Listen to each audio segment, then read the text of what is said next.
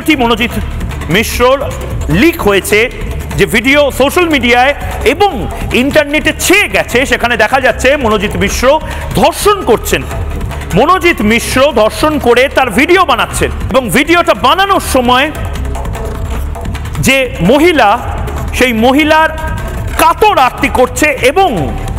এরকম অনেক ঘটনা ঘটছে যেটা আমি ভাষায় প্রকাশ করতে পারি না। সংবাদ মাধ্যমের কর্মী হিসেবে শুধু নয়, আমার বাড়িতে মা আছে, বোন আছে বলে আমি এই ভিডিও নিয়ে এর থেকে বেশি কিছু বলতে পারি না। তার কারণ আমি অন্তত জানি, বাংলায় আমার মতন মানুষেরা জানেন যে এই ভিডিও সংবাদ মাধ্যমে যতবার দেখানো হবে, এই ভিডিও যতবার ভাইরাল হবে, এই ভিডিও যতবার সোশ্যাল মিডিয়াতে শেয়ার হবে, ততবার আবার টিআরপির রেসে জেতার জন্য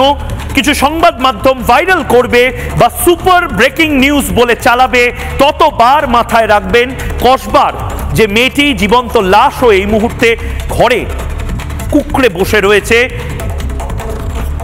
ততবার তাকে হয়তো ধর্ষণ করা হবে, আবার ততবার তাকে ক্ষতবিক্ষত করা হবে আবার।